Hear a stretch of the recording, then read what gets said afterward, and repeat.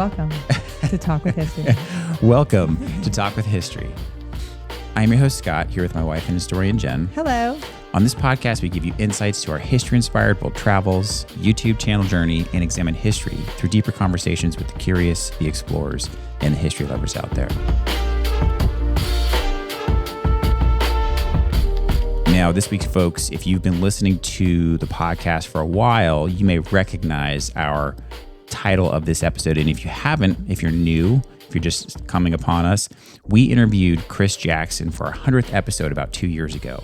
Now, why are we bringing this up? Well, we just got back from a whirlwind trip at the Gettysburg Film Festival. So we're going to talk more about that next week. In next week's episodes, we'll give you the whole breakdown, all the special guests we got to interview. It was exhausting, but incredibly fulfilling for two history folks like us. You can tell Scott is a little exhausted right now. I'm spent. The Gettysburg Film Festival focused on the American Revolution. And because they focused on the American Revolution, they brought in Chris Jackson, the original George Washington from the cast of Hamilton, that musical that was absolutely groundbreaking about the forefathers of America. And Chris Jackson came and other original cast members were there. They also had some people from the miniseries Turn about George Washington's spies in the Culper spy ring. On one of the nights, one of the panels, we got to go watch Chris Jackson talk about George Washington and him in his role while he was with Ken Burns, who just obviously came out with the American Revolution documentary series, and Rick Atkinson, who is a pretty well-known author. In fact, we mentioned it to my mom on the phone, and she's like, I think I have one of his books. Yeah, he writes about George Washington and other wartime generals. Chris was between these two men, and they were basically talking about George Washington's representation in film, in theater, and in authorship. And I think Chris felt like he couldn't really contribute as much as he wanted to. Yeah, he joked a couple times. He says, hi, I'm Chris. I'm an actor, right? And they made the audience laugh because he's sitting between Ken Burns, yes, who is like, Mr. History. won an Oscar, Mr. History, like voice of America for the past 40 years, and Rick Atkinson, who's actually very, very well known in history circles and written a lot, very, very knowledgeable, really one of the authorities on kind of George Washington. And so we felt it's good to revisit this podcast because Chris really does go into what he did and what he studied and how he connected to the character. And he didn't really get to have that kind of time on the panel because there were two other thought leaders there that he really wanted to let talk about George Washington. And to be fair, Chris held his own. He did a great job talking about kind of his experience, and he tied it to what he did. However, when Jen and I re-listened to our interview with him from a couple years ago on our way back from the Gettysburg Film Festival, we were like, first off, like high five to us because I think we asked some pretty good questions. Yes. So future Scott is given a high five to past Jen and past Scott for asking good questions. But we get into some of the personal history on what inspired Chris from his youth with his family history and how history was important to him from such a young age and how that came about. And that was so interesting after in the greater context of post Gettysburg Film Festival. And so our podcast with him is I look back on it and it's actually a great interview because you really get some insight into what made him tick and what inspired him and kind of brought him into this role of George Washington in Hamilton. And we saw so many people came there to see Chris Jackson, to see him. He performed a little bit as George Washington. He spoke about him, but we felt like this would be a really great podcast for people to listen to hear more about how he developed this character and how he thinks about George Washington. He actually said in the panel, George Washington is the only adult when you think of all these young men running the revolution. In the play Hamilton, yeah. And how George Washington is thinking about his career and how he's acting, and he's always interacting with Hamilton. So Chris goes more into the character himself as George Washington. But towards the end of the podcast, please listen all the way through because what I think is the most poignant part and what I really recognized at this festival was how much people personally connect with history and how much people were personally connecting with the musical Hamilton and how they felt this connection to what it means for them and how they see their story of America played out in front of them. And Chris talks about that in the end, how we need to take a personal account to these battlefields and these locations of history. We need to visit them. We need to help preserve them for the next generation. And he's very, very poignant about that. And so if you listen all the way through to the end, I think it's just really good with the work we do with American Battlefield Trust and with Gettysburg, and what we do specifically with Walk with History and Talk with History, in taking you to these locations to personally connect with the past. He really talks about that. So please re-listen. Listen to how Chris personally connected to George Washington and brought that character to life in the Broadway show Hamilton. Yeah, so I hope you guys enjoy our conversation with Chris Jackson.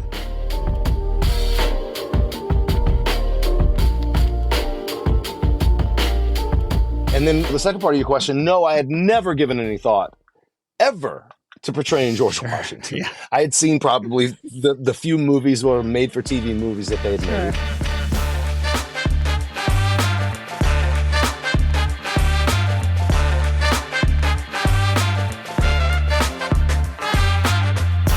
Welcome to Talk with History. I am your host, Scott, here with my wife and historian, Jen. Hello. On this podcast, we give you insights to our history-inspired world travels, YouTube channel journey, and examine history through deeper conversations with the curious, the explorers, and the history lovers out there. Now, Jen, this is our 100th episode. We've been doing this for a couple years now, and we have a very special guest joining us today. So we really have a guest who needs no introduction, but I'm going to give him one anyways. He originated the iconic role of George Washington in the groundbreaking musical phenomenon Hamilton. His powerful vocals and nuanced performance captivated audiences worldwide, and his portrayal of the first president sparked important conversations about history. From there, he only picked up steam, continuing on his career on the silver screen and television, and I'm making his career very, very short. But most importantly, the most important thing about our guest is he has a passion for history. So welcome, Mr. Christopher Jackson. Thank you so much for joining us on Talk with History tonight. Thank you for having me. Happy 100. Yes, thank you so much. What a milestone. This is a great milestone for us, especially kind of bootstrapping a podcast in our living room whenever we can. So thank you so much for joining us. And we're really happy to have you. Just so people know kind of how we got connected with you, we'll kind of tell our audience, hey, how the heck did you guys get connected with Christopher Jackson? Yeah, it was honestly, Chris, it was an amazing experience for me. I am even wearing my History Has Its Eyes on You t-shirt.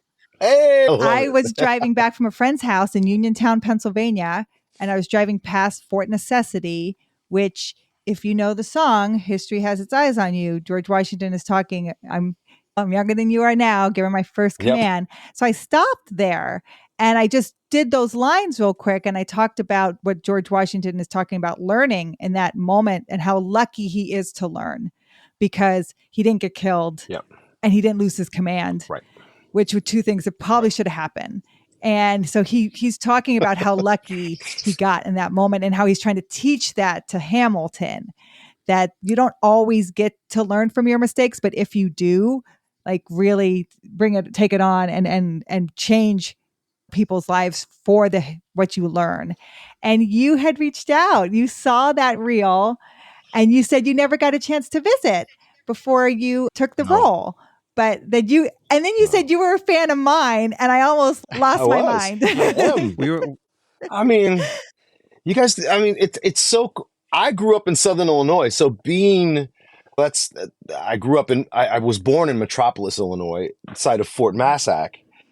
So when I was young, they had two pair of buffalo. Like actual buffalo that they had in a small pen that you could drive down and just park and watch the buffalo sort of graze in a paddock, if you could call it that. It was so small. But Fort Massac and then later I moved to Cairo, which is at the southernmost point of Illinois. So there's a lot of history baked into that area, especially around the Civil War. And so for me, it was just always so intriguing to know that General Grant stayed at Magnolia Manor and the cupola, because there was no other tall buildings. He could see the confluence of the rivers and blah, blah. Like it was just always, that's where I learned, I got into the arts because I think of my interest and passion for history. It was just always the humanity of it was always the most intriguing thing. Of course. And so So watching you walk through Fort Necessity, and it looked very much like a Fort Massac or a Fort Defiance, like all of these sort of, you could still see the dirt from the readouts, but it was nice to know. It was really cool to know that real people built those things, and 100 and some odd years later, they're still here, and they were significant. And why were they significant? And then you dig, and then it's you walk through just like what you're doing. That's right. And I think that's fascinating. Yeah, that's the whole importance of the channel, is to take you to the location, like walk you through history. Like I wanted you to see what it was like and to stand in the footsteps of those history makers. Like what were they seeing? What were they thinking? So important. So when you were first approached to play George Washington, what was your reaction? What did you know about him, and how did you feel about portraying that person in history? Honestly, I found out about the project that Lynn was doing. I want to say somewhere like in 2011-ish, or 2010, excuse me. We were still doing In the Heights on Broadway.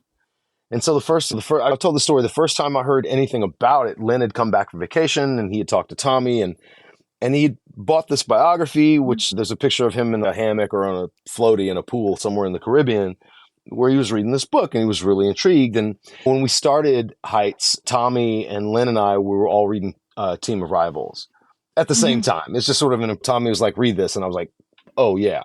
And it was, of course, a page turner for those of you that have read it. And it was fantastic. And we love a good read. We're always intrigued. But the fact that he found this idea for a show, we were actually on stage in performance when he told me about it.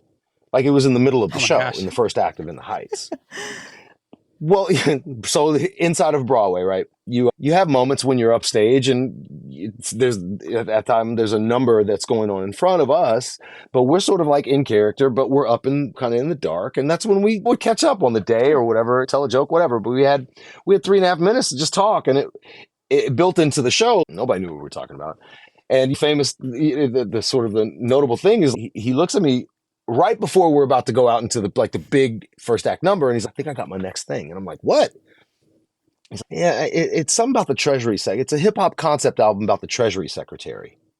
And then off we went. I mean, it was literally that quick. I didn't think anything of it. I don't know how much time passed between that moment and the next conversation we had about it, but at some point, Tommy Kail approaches me. I'm on stage doing my warm up before the show, and he's coming across the stage, Tommy Kail, our director, and he said, hey, what's up, G-Dubs? And I'm like, what? So he just threw it out there. What? Well, yeah. I mean, they had the idea. These are my best friends. Sure. Like, so the shorthand is real. But he was like, hey, I didn't audition for it. That was the purpose, was to have me do the role. So that's the first time that I kind of like, it started to cook for me. And then the second part of your question, no, I had never given any thought ever to portraying George Washington. I had seen probably the few movies or made for TV movies that they had made. And sort of it was always sort of a version of these very lofty, upstanding men who were just sort of like a step away from the statues, the marble busts or the portraits. And the whole idea behind the casting of Hamilton was to change them enough that folks would see them in a human way, and that we as actors would be able to portray them in a very human way, and the given circumstances that we were given in the script and in the score would then motivate us to move through. And then everything that I based Washington on was really based on just what I knew and what I was able to research respectfully about what is it that stands a soldier up. What are the things that are important to a soldier?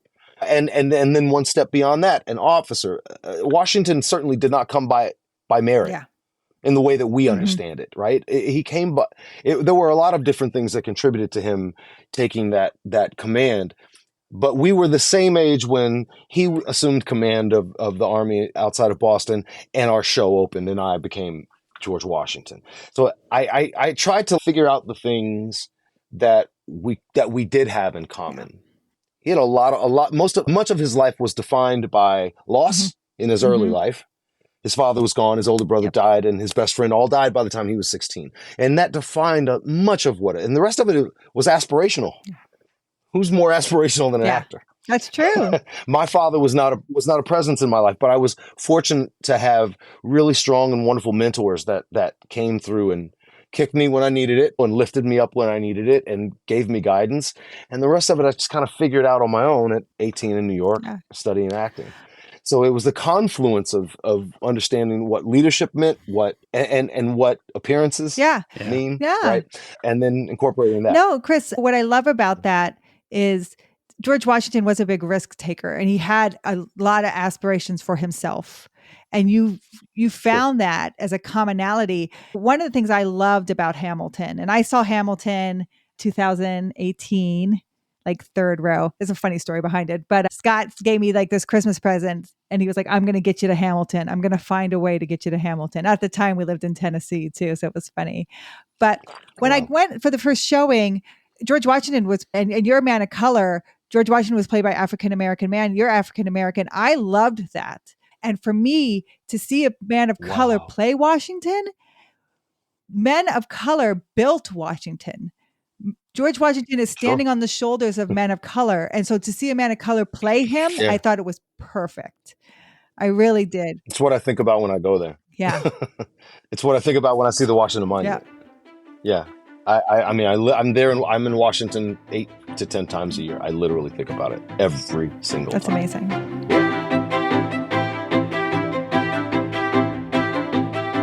One of the things that we like to ask folks when we talk to them about history is, and you kind of actually already touched on it, was how we all tend to learn history, even though it's the same, we learn it a little differently.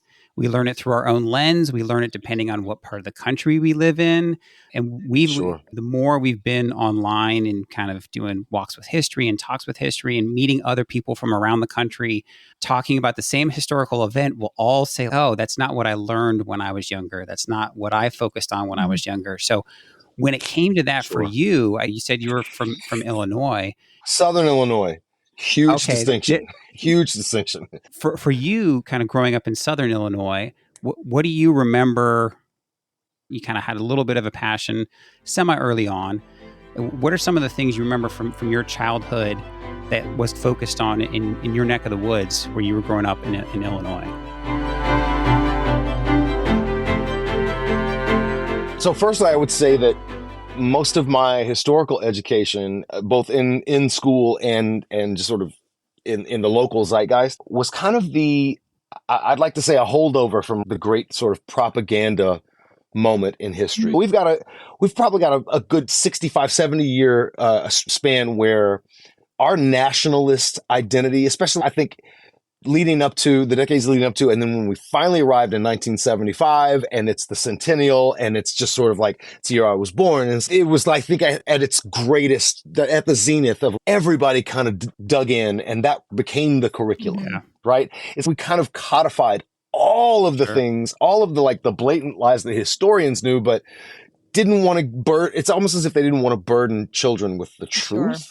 As if the truth wasn't already interesting enough. I think that it was sort of a wash in slogan, and I don't want to say propaganda as if it's not. I don't want to be Pollyannish about it. Propaganda is a huge part of how governments support themselves and the public, and make things easier for the greater amount of people to learn, the population to learn and sort of hold on to. I had the benefit of being raised very early on. My mom was still finishing her teaching degree when I was like 5 or 6. So the first 6 years of my life, the real formative years, we spent a lot of time with my grandparents, who were both Black entrepreneurs. They came out of sort of the Booker T. Washington sort of bootstrap, go to technical school, get a trade. They owned funeral homes, Jackson Funeral Homes, and they were self-made doesn't really begin to describe them. They were old enough that the old ways were still very much an everyday thing. So I remember my grandmother making her own washing powder out of lye soap, and our body soap was lye soap. And I used to get to cut the blocks of lye soap. That was all a part of my life. And then on my mom's side of the family, they were all farmers. And so I grew up, I spent half my time with my father's side, my paternal grandparents, and then with my maternal grandparents. they were very much farmers. They lived in and around and on the land. And so I got that education as well. I mention that because culturally and historically, both of my grandparents placed a great deal of importance on understanding what I was a part of and where I came from. So I was ever aware of the importance of knowing who and how exactly the civil rights movement not only came to be, but was sustained, and how it was changing shape. I remember watching Jesse Jackson at the Democratic, convention. I remember his "I Am Somebody" speech. I was watching it. Oh, wow. I remember those moments, and they were codified because my grandparents set me down and explained it to me in real time. I was 4 or 5 years old. You know what I mean? So those kinds of things, like I always had a sense of what was happening in the world, and not only what my place was in it, but what was expected of me. Yeah. As a citizen, as a Black man, as someone who was through my life circumstances forced to move between both sides of my family, and it's still in a still very segregated, emotionally and mentally, part of the country. Yes. And so I learned how to code switch. I learned how to go along to get along. I learned how to push slightly and softly. I learned how to push loudly and not with a lot of nuance. And it was a great benefit to me. So as I moved through my schooling, history made sense. Sure. Because I had already received an education, a foundation in that, and taught how important it was. I always took history very seriously. Second only to music. That's just how it had that and lunch. But that's how it kind of formed. That's how it kind of formed me. And I've been ever grateful, especially in this Hamilton experience, because I felt I was primed already to understand the context of it and to really play it with commitment. It's perfect. It's the two things you love. Now, your paternal grandparents, your African-American grandparents, were they part of the Great Migration? Were their families from the South?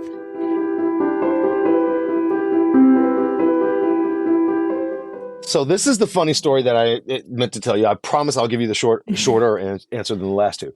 So my wife and I get on Ancestry.com the other day. I have avoided it. My last name, there's not a lot of touch points that are positive. But it turns out that we're in the same bloodline as old Andy, which is crazy to me. He and his wife didn't have kids, but his parents are in my family's bloodline. It's crazy. Holy cow. You got to come to Tennessee then. That means you got to come to the Hermitage. But then go back even further, because John Jackson, who was a captain back in the colonies, was a member of the Prince Philip's War, who was also, that whole anti-Native American thing runs all the way. There's 2 genocidal maniacs in my family tree. And I'm like, yo, this is nuts. But yes, they were a part of the Great Migration. One of the reasons why they both went to mortuary school was from the Booker T. Washington sort of bootstraps, talented 10th kind of ideal. And on my grandparents' back parlor, there were 4 portraits hanging on the wall. There was a Black Jesus Christ, there was Martin Luther King Jr., and there was Mary McLeod Bethune, and there was Booker T. Washington. They were very much, that was the back wall of their parlor. And so growing up and seeing and knowing that every generation prior to mine, each couple had like at least 9 kids. Every single generation.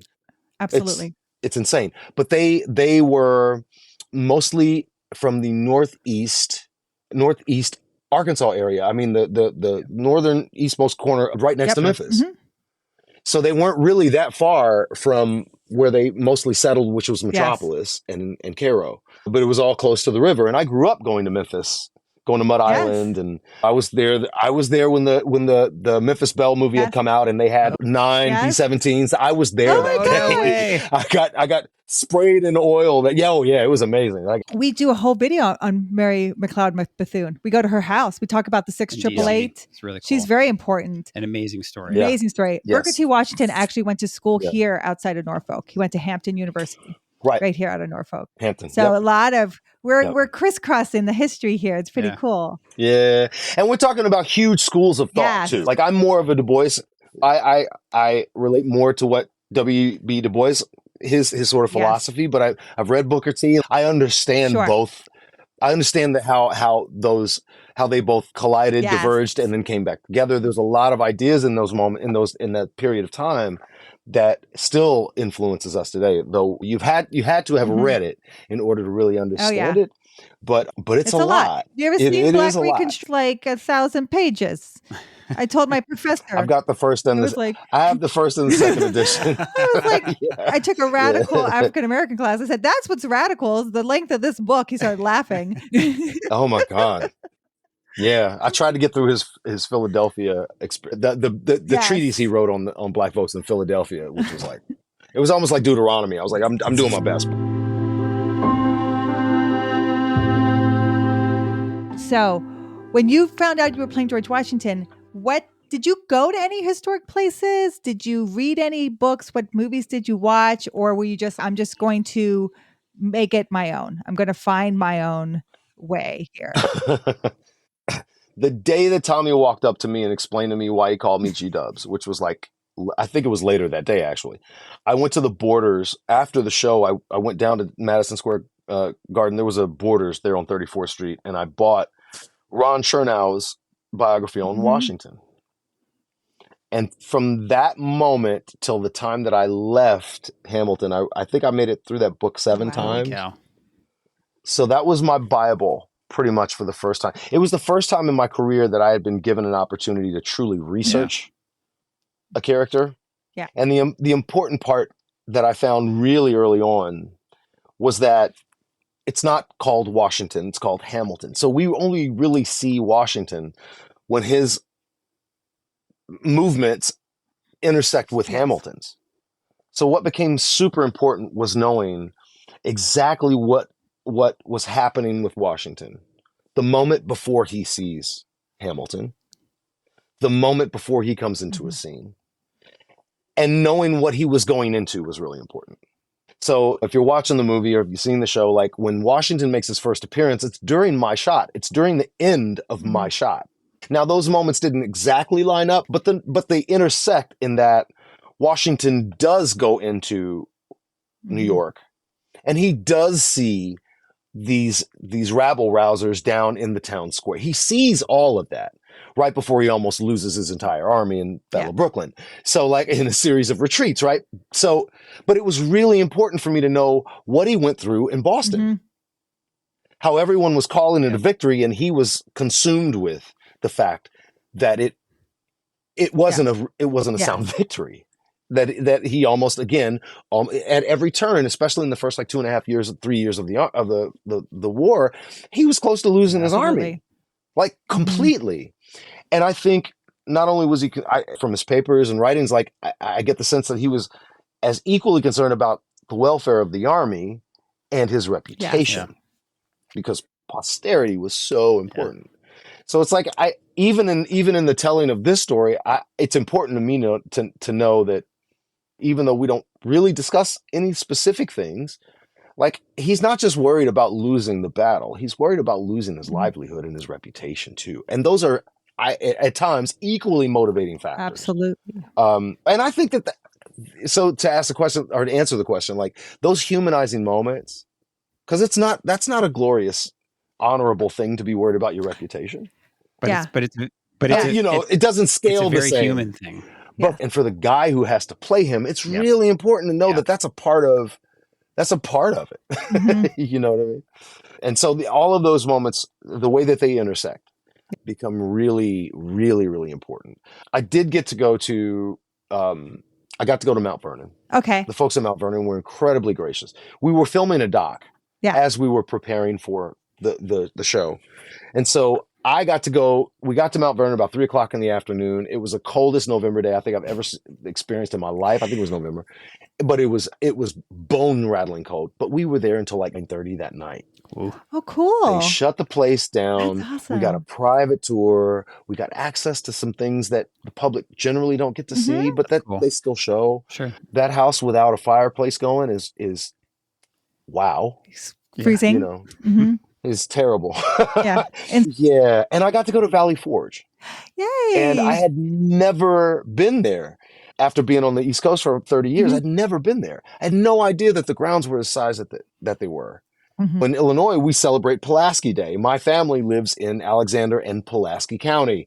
So Yeah. but to be able to see his Yes. quarters, the vastness of that space, and the just the stories that the ground will tell you, and the proximity to Gettysburg was Yeah. striking to me. Yes. This last summer, I gave an appearance at Dickinson College, and then had another gig with the U.S. Army Orchestra, and so I drove from Dickinson in PA to D.C. and I'd never made that drive before, and I drove within Sure. 10 miles of the Gettysburg grounds, and I was like, wow, It's just right the way there. that it was just very striking, and Yes. because you guys spend a lot of time on the road, Yes. obviously, the fact that those pivotal moments to our country were so close together is both Yes. like heartbreaking and just ironic. You know what I mean? It was really something. It really was. And I just went to Valley Forge myself. I went to Washington's headquarters. You went on a cold day to Mount Vernon. I went on a freezing cold day in December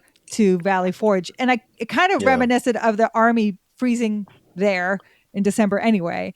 And I got to be alone in Washington's headquarters because no one was there that day. And they told me all the stories about Washington being there and being with all of his aides, including Hamilton. With Hamilton downstairs in the park, in that little tiny room, piled with papers and two clothes. Yeah. And they were like, Washington touched the Spanish in Washington. So, and then they told me Martha came and moved and stayed with them. And I said, did they share a wall with his aides? And they're like, yeah. I'm like, if I was Martha, the first thing I would be is like, push this bed away from the Yep.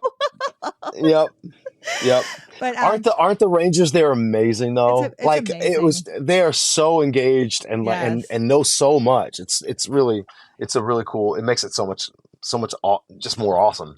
Yeah. To get that kind of, and you can feel it. I always say you can feel the history. Like to be in the space of where it happened. It was just really amazing to be there. So it's great that you got to go to both of those locations. But you still haven't been to Fort Necessity. So you have to get out there. No, but I'm gonna it start on my map. And now that I know that it's not quite as far west as I thought it was.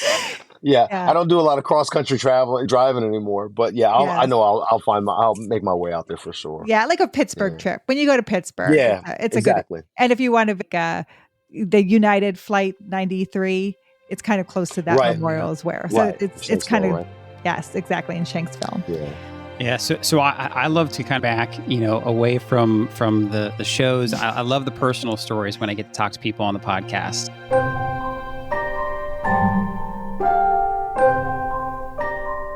One of the things that I've enjoyed, I joke all the time, and for folks who are new to the podcast, is I'm actually not the history buff, right? Jen's the history nerd. I kind of married into this, and I have learned a lot since we started Walk with History. Bet. I have learned so much. I sound so much smarter than I used to. But one of the things that we love to ask on Talk with History, again, different people, different perspectives, is what's the first major historical event that you remember from your childhood? That kind of first moment where that bubble was really kind of broken, because when you're young, you're kind of, for lack of a better word, kind of, it's all you're the center of your own universe. And then there's that one event that everybody remembers, and all of a sudden they're like, oh my gosh, the world is a bigger place. Something happened that's major. It's that flagpole moment in your life. For some people it's personal. For me, I'm from California, so it was a major earthquake, right? When the A's and the Giants had that quake during I was the World watching. Series. Yeah, I was watching the game. So what's something like that for you? Probably the Challenger, because Krista McAuliffe was from Kentucky.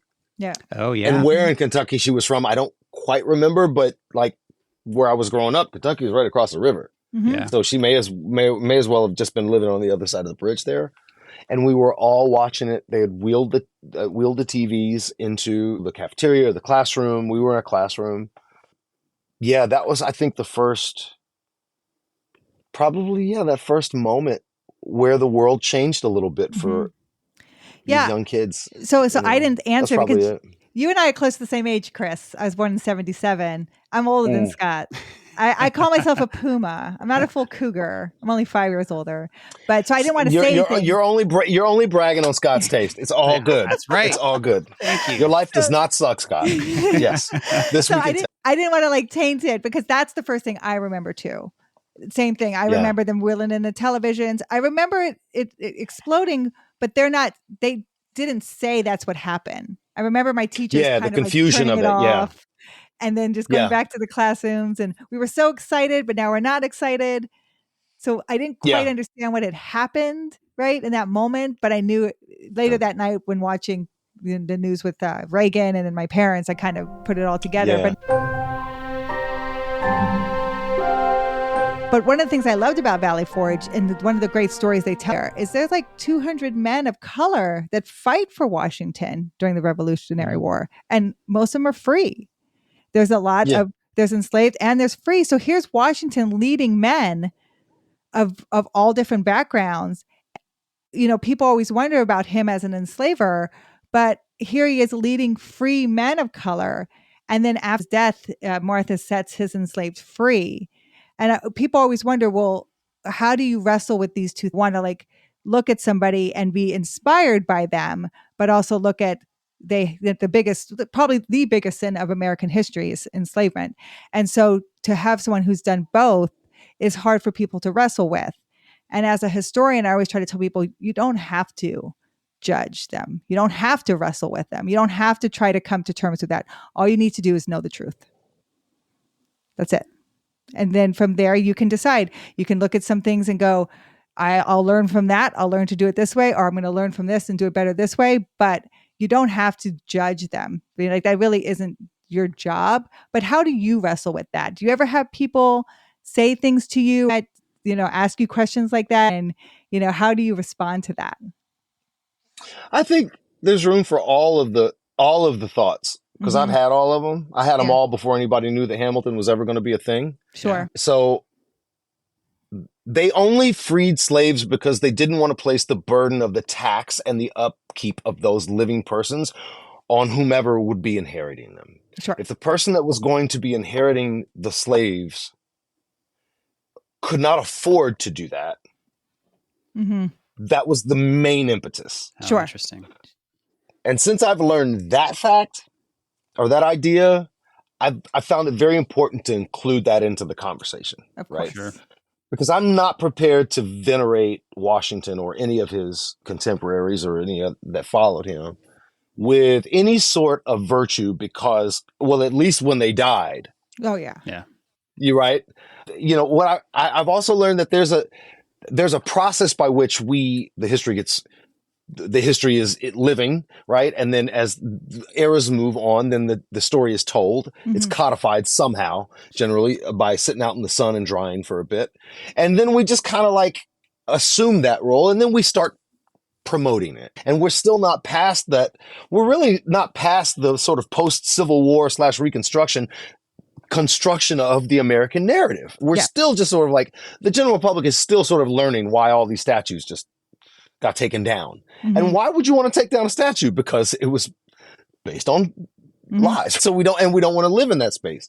So social change takes a long time to actually evolve and to happen. With that, when I went to visit Mount Vernon, the first time I was 11 years old. Oh. So everything is just sort of like in a postcard, right? Sure. Then the next time that I actually went there was in preparation for this role. And the first place that I went as a kid was to see all of the stuff that was old, the antiques, the real things. What did Washington touch? When I came back the second time, I came back and the first place that I had to go to before I would go into that house were the slave quarters. Yes. Because I had a different awareness. Yes. And there were different things that were important to me. And instead of thinking about what did Washington touch, I'm thinking about, well, which slave planted that tree? And that fence row, that stone row that goes on for 3/4 of a mile, who did that? And Washington's teeth weren't wooden. they were ripped out of another human being's mouth and Yes. sent to a dentist in Philadelphia.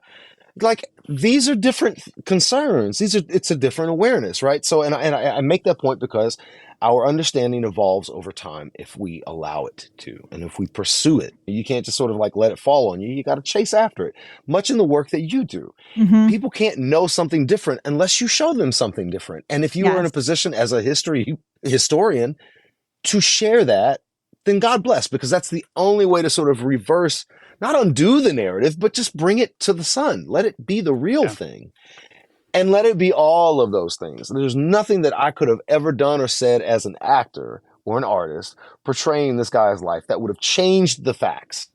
So you can humanize it, and it's not to distract. It is not Lynn's intention was not to distract anyone, right? It just wasn't. It wasn't my intention to portray that. If someone received that or took away, I have to live with that. But that was not the artist's intention. Is to paint a picture, and the consumer or the person who comes to experience the art should be provoked and then have a thought. Mm-hmm. And whatever that thought happens to be, as an artist, I'm open to that, because that's my job. My job isn't to tell you how to think or what to think. It's to show you something that might inspire thought, that might inspire the next great idea, that might inspire the next great movement or the next great act of kindness or civil service. All of that. That's my job. I know what my job is. It's as narrowly defined as possible as it can be. But Washington, Jefferson, Madison was the biggest slaveholder in the United States at the time. Yes. What I just learned from this Michael Harriot's wonderful book, Black AF History, was that the number of slaves from the English perspective, the number of slaves that you owned, you've got 50 acres of land for every slave that you owned, Yeah. which incentivized the practice of chattel slavery from the Africans. So, I've been studying this stuff for a while. I know a lot, but I never knew that one fact, right? So there's always more. You're right. Yep. There's always more to learn, and that's why history provides a really amazing picture. Because even in our research, there's so many people doing it, and now you just have to get to the information. But I never knew that. Yes. And as that translates then to the first thing I thought about was, well, of course they owned as many slaves as they could. Of course they were incentivized to do it, in spite of in England banning the practice. Of course all of this stuff happened. Yeah. And it doesn't take away from the facts, the timelines, the actions. I look at these men and I say, they never lived up to the ideals, but my God, whether they intended to or not, created a platform on a piece of paper. They wrote things down that had never been written before. And from that, we were able to aspire to all of these very natural rights and continue the tradition of the Enlightenment. We are lucky that they wrote better than they were. Yeah. That's what I always say. We're lucky. We're lucky. And it's not that there weren't people in the Continental Congress that weren't already beating the drum, but there were just so few that it didn't permeate through that at the time. But so many of the things that we're fighting for now are based around the ideas that these men were able to get down in spite of themselves. And that's, if you're a spiritual person, I would say that is nothing short of a miracle or an act of God. Yes. Because men will always find a way to get in their own way, and always find a way to let their most base selves be the thing that they lead with. Yes. Like to come into all of this enlightened and aspirational thought, in spite of the things that they were doing on the side or kind of leading with, is kind of a miracle. So it's kind of hard to not buy into the whole America or being sort of ordained and specially anointed or appointed to create a space where as many people can be free as possible. That's what I always say. I always say we are reaching towards an ideal that we've never quite gotten to. We have never gotten to yet, but we keep reaching for it, and we keep trying to be better, and we keep trying to learn. And like you said, like you hope to inspire. What I do with history is I don't tell people what to think either, but I try to teach them how do historians show you the information? What's a A lot, primary yeah. source? What's a secondary source, right? Who is saying Yeah. what? And like you said, even with how the story changes at Mount Vernon, how the focus of the story changes at Mount Vernon. I always tell people, reach back history is always, the Yeah. people who made Washington are there. They're still there. Yeah. You reach back and you can find them, right? Yeah. Now, we're still trying to find their names. I wrote a whole paper in grad school called Say My Name, because the names get lost sometimes. And even trying to find the name is hard, but they're there. Yeah. Those people Yeah. are there. And to remember them, to remember what they did, like you said, who planted that tree, who put that, we're remembering their part in building the country. Yep. And it's just as important as George Washington. And that's what I think is so great about a person of color playing George Washington, is like you're showing that they're just as important at building the country. I always say every other person's a woman. They were just as important and as building this country as the men, even though they didn't have, right? And No so question. they're there. They're doing a job. It might not be a formal power, but their informal power is still there. And I Yeah. love that. Chris, I love that. Yeah. And you see their fingerprints on all of it. Yeah. Do you know what I mean? I just feel like now when we tell the story, we get to tell it without the cynicism, without the patronizing tone and that often. And in spite of having 8 children, she also. What do you mean? In spite of having 8 children, a woman would bear 8 children in a fairly primitive setting, and yet have a thought. Yes. And yet teach herself how to read. I was doing a reading a couple of weeks ago of this play, and one of the characters I was portraying was a man by the name of Alan Allensworth, and he was a colonel in the U.S. Army, and around the turn of the 19th century, founded a town out in California. But one of the things that this character was constantly saying that the playwright didn't know is that I taught myself to read. Well, 92% of Black folks in America couldn't read at the end, the day after slavery ended. And within 20 years, over 60% could. And no time in the history of modern mankind has that kind of change ever happened. That's amazing. Do you know what I mean? Like, yeah, it's knowing these things that will shape your, even just I'm an actor doing a reading that 100 people saw because they're developing something. But as an actor, knowing that, put me in a position to educate the people that actually wrote the thing. Yes. That didn't know it. You know what I'm saying? So like the importance of just sharing information, especially historically based information, is such a profound thing. It's such a profound thing. It's such a powerful and empowering kind of thing to do. Absolutely. I completely agree with you. Chris, I really thank you for having this conversation. I find it important to tell the stories that don't want to be told too, right? And like getting deep into the South, and I uncover stuff and I tell the stories, and sometimes people don't want to hear it from this person, but I always try to tell them, listen to the history, not me. Listen to the history. Listen to what I'm trying to tell you. And even if you just want to read it, but it needs to be told. And Ida B. Wells was always like, turn the light of truth on it, right? The truth needs to be told. It's there. Just someone's got to shine the light on it. I love that quote too. Turn the light of truth on it. I do. I've always loved that quote. Yeah. And I will say, Chris, Hamilton inspired so many people to learn history. Yeah. Right? I mean, I left school to go to Hamilton. I left the class. My professor was like, go. I was like, I'm going to miss class to see Hamilton. She's like, go. She's like, Jennifer, go see Tell Hamilton. us about it. Tell us about it. And then I brought her back amazing. Like stuff from the gift shop. And yeah, you did. Yeah, you did. Like, and this is what it was like. And we stayed stage door and they signed our, it was amazing.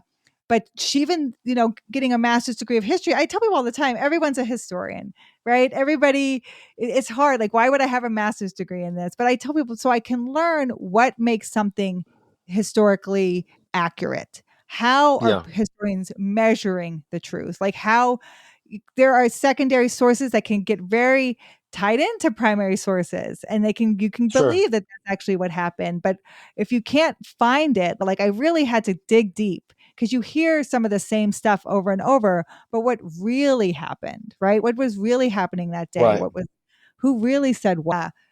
And so those are the kind of things that are kind of harder for historians to do and harder to pull. But I really thank you.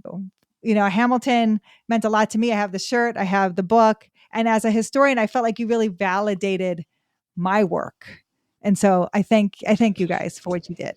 I appreciate that. That's kind of a common response from true historians, because the majority of the things that, as a historian, the majority of the things that you do are completely by yourself. Yep. You're in the stacks reading what used to be microfiche, but now you're like digging, like you're driving 2 hours to go stand next to a pile of weeds that has no marker, but you know that this is a place where something happened. And the only reason why any of this ground has any value at all in our memory is knowing what has happened in certain places. It's why we venerate battlegrounds. It's why we commemorate or memorialize places that, where things that are significant happened, so that you don't repeat, if they were bad, that you don't repeat them. There was a tremendous amount of racially based unrest in my hometown. And my hometown is south of the Mason-Dixon line. But it was a pit of vipers for 100 years. There was a lynching in my town of a young man who is believed that he was mentally impaired. Sure. And yet didn't stop them. And I'd heard rumblings about it growing up there, but I never knew the facts of it until several years ago when I was doing some research and came across it. John Lewis marched in my hometown. I saw, not 6 months ago, I discovered pictures that John Lewis marched at the public swimming pool because it was segregated. Wow. And when a young black boy got in the water, they drained the pool and closed it down, filled it with dirt the next week. But these are things that I never knew. Thurgood Marshall came to my town right after he had joined the NAACP to bail out one of the workers who had been arrested in my hometown at the local customs house, which held the courthouse. And I didn't find that out until several years ago when I was researching a project that I'm writing. So all of these things, I come from a town of 1,500 people. It's not that hard to know what happened. Someone's always willing to talk. But I was 17 when I left there. So 18 years old. I didn't know to ask those things. Sure. And believe it or not, my history teacher lived there when all was happening, and he still didn't bring it up. And I was curious. I asked questions. Wow. So my point is that once you get a taste of how powerful knowledge is, it is absolutely infectious. And if you give into that, from my perspective as an artist, the quote I live by is that my job is to comfort the afflicted and afflict the comfortable. And historians have a very similar path. Yes. If you're doing it right. If you're telling stories that didn't happen, then that's something else. Oh, yeah. But if you're doing it like you are, it's just enough to put it there and think what you will, say what you will, change how you will, or not. But you can't ignore it, because the burden of knowledge rests upon the bearer of it. Once you know something, you can't pretend to not know it. Exactly. Now you have your own conscience to wrestle with. That's what it is. But that's what historians do. Oh, I love it. I love it. Thank you, Chris. Thank you for giving us this time today. Thank you for liking that video. Originally, happy to talk to you guys. I'm telling you, you're living the life of artists. You're doing stuff that is interesting to you and that you know is important, and it reaches people. It's just nice to know it sometimes. It's nice to hear back from the world. Absolutely. Because you make the thing and then you put it out in the world, and it's making TV. Theater is a different thing, but making television, it's like you shoot something 2 months ago and then it comes out 5 months later. Hope people like it. You forgot you did it, or you're still living in it, but no one else is there. There's no audience, so it's in the immediate. It's great to talk to you guys. I do really enjoy what you guys are doing. Yeah, thank you again, Chris. For our audience, do you have any kind of things coming out? Places that you want people to look you up or anything like that? I am. You can see I'm in my studio right now. I'm working on a record. I'm writing a musical. I've got 3 TV shows that are in various stages of development, and one of them is a historical drama that is based on the Pullman Porters from George Pullman of railway fame. Yep. Starts 4 days after the end of the Civil War, and it's an anthology, which has been it's a fun Americana kind of story, which is going to be a lot of fun if we can ever finish the damn thing. But there's I have always tried my best and worked really hard at doing as many things well as I could. And it's kind of because it kind of fills up sort of the curiosity in my life, and it challenges me to try to do things that I'm not good at all. But this is what we're doing. So Sex and the City we don't pick back up until May, and it's probably going to be next calendar year before that comes out. Of course, next year is the big 10-year anniversary for Ham. So I'm sure there'll be some things floating around that too. But right now I'm burning macaroni and cheese in my oven and torturing my kids as they watch me eat it just because I have to. Being a good dad. And that's it. That's it. And trying to learn as much as I can about as much as I can and talk to good folks like you guys.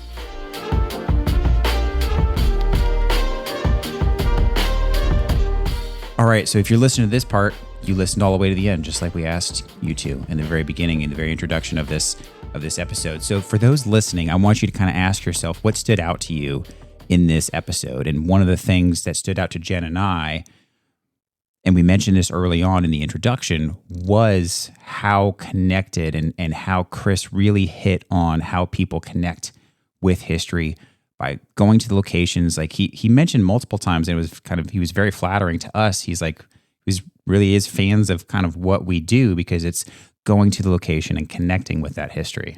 Yeah, pulling out the stories of the past and pulling out the truth of the past and researching it and finding it and then bringing it to you, the audience, is exactly what Chris did too. So you could really connect with it. And he did it in such an entertaining way where you wanted to like come back again and again to see the musical. And I think it's really great for us to bring that to you. And if there's more stuff that you want to see or more things that you want to connect with, or tell us how you personally connect to Hamilton or George Washington or the Founding Fathers, we'd love to hear your personal story, because that is the mission here of Walk with History, is to connect each of you personally to your past, our past, and especially to celebrate America 250.